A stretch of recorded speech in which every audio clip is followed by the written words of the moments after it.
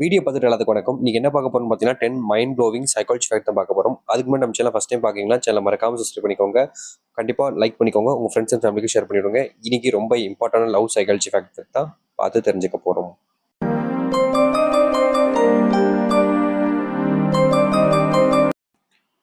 நீங்கள் கஷ்டப்படும் போது ஒரு ஆண் உங்களுக்கு தேடி வந்து உதவி செய்தால் அந்த ஆண் நிச்சயம் உங்களை விரும்புகிறார்கள் அல்லது நண்பராக இருப்பார்கள்.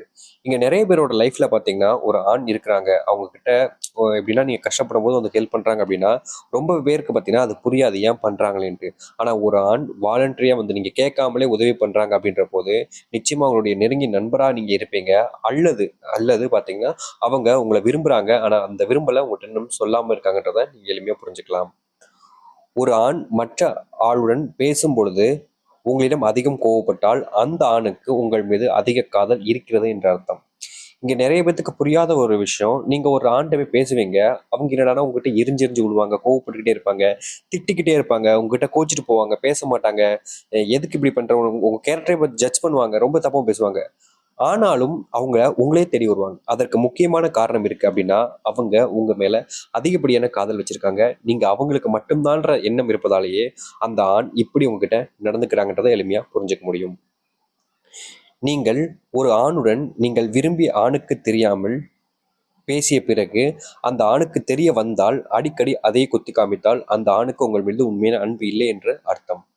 இங்க நிறைய பேத்துக்கு பெண்ணாகிய உங்களுக்கு புரியாத ஒரு விஷயம் இன்னைக்கு நீங்க இதை புரிஞ்சுக்கலாங்க. ஒரு ஆண் இருக்காங்க, அந்த ஆணுக்கு தெரியாம நீங்க ஒரு ஆண்கிட்ட பேசிட்டீங்க. பேசினதுக்கு அப்புறமா ஒரு பிரச்சனை ஆயிடுச்சு, சண்டை ஆயிடுச்சு. அதை அத்தோட முடிச்சிட்டாங்க அப்படின்னா நீங்க தான் உங்களுக்கு முக்கியன்றது தெரிஞ்சுக்கலாம். அதை முடிக்காம எப்ப பார்த்தாலும் அதையே சொல்லிக்கிட்டு இருக்காங்க, அதையே சொல்லி சொல்லி குத்தி காமிக்கிறாங்கன்னா கண்டிப்பா அவங்க ஏதோ ஒரு தேவைக்காக தான் உங்ககிட்ட இருக்காங்கன்றத இதை வச்சு நீங்க எளிமையா புரிஞ்சுக்கலாம். ஒரு ஆண் உங்கள் மீது உங்களை விரும்பும் போது மட்டும்தான் நீங்கள் என்ன தவறு செய்தாலும் அதை ஏற்றுக்கொண்டு மீண்டும் மீண்டும் உங்களிடமே வந்து சேர்வார்கள். நான் ஏற்கனவே சொல்லியிருந்தேன் பார்த்தீங்களா, அதுதான் இதுவும். இது எப்படின்னா, நீங்க ஒரு தப்பு பண்ணிடுறீங்க, தெரிஞ்சோ தெரியாமலோ பண்றீங்க, இல்ல ஒரு தெரிஞ்சு பண்ண தப்பையே மறுபடியும் ரிப்பீட் பண்றீங்க அப்படின்ற போது அந்த ஆண் உங்களையே தேடி தேடி வராங்க அப்படின்னாலே கண்டிப்பா அவங்க உங்க மேல உயிரே வச்சுட்டாங்கன்னு அர்த்தங்க. உண்மையை சொல்ல போனா இப்படிப்பட்ட ஆண் எல்லாரோட லைஃப்லையும் கிடைக்க மாட்டாங்க. ஏன்னா திரும்பி திரும்பி ஒரு தப்பு பண்ணும்போது நீ இல்லைன்னா இன்னொரு பொண்ணு அப்படின்னு சொல்லிட்டு போயிடுவாங்க. ஆனா வராங்கன்னா அதோடைய அர்த்தத்தை நீங்க புரிஞ்சுக்கணும். ஒரு ஆணுக்கு உங்களை அதிகம் பிடித்து விட்டது என்றால் மற்றவர்கள் சொல்வதை விட நீங்கள் சொல்வதை மட்டும்தான் அதிகம் நம்புவார்கள்.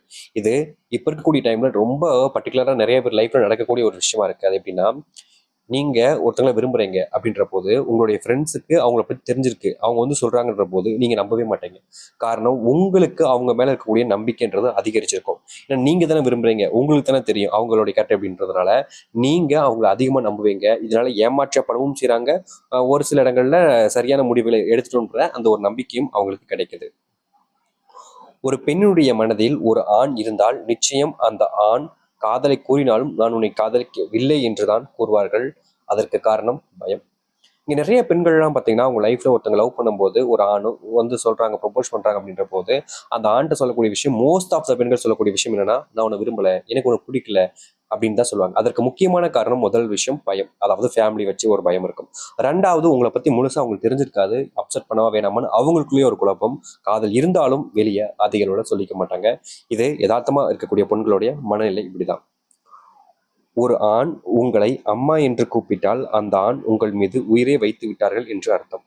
இங்க ஒரு பொண்ணு ஒருத்தவங்களை லவ் பண்ணும்போது கண்டிப்பா அவங்க தான் எல்லாம் நினைச்சு லவ் பண்ணுவாங்க ஒரு பொண்ணோட தாட்ல.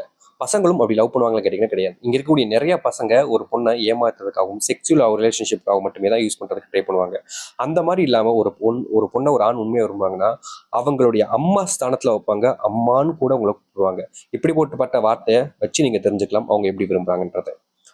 பல பேர் வாழ்க்கையில் தேவைப்படும் போது மிகவும் எளிமையாக கிடைத்துவிட்டால் அதனுடைய மதிப்பு தெரியாமலே போயிடுவிடும்.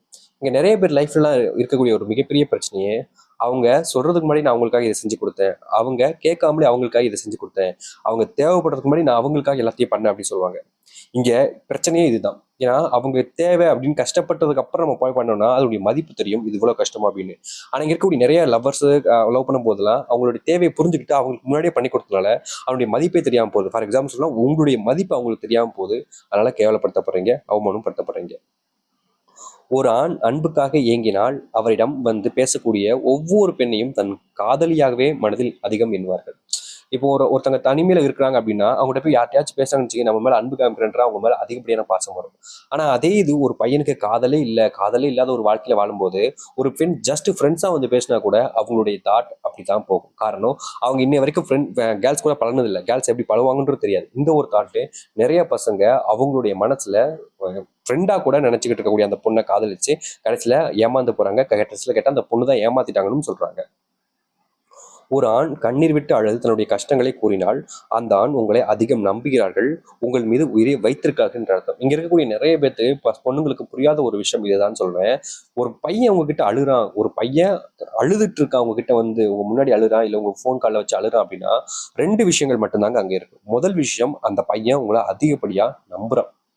தன்னுடைய கஷ்டங்களை உங்ககிட்ட சொன்னா தன் மனசுக்கு ஒரு ஆறுதல் கிடைக்கும், என்னுடைய பிரச்சனைக்கு நீங்க ஒரு தீர்வு சொல்லுவீங்க அப்படின்ற அந்த நம்பிக்கையில உங்ககிட்ட அதிகமா கண்ணீர் விட்டு அழுறான்.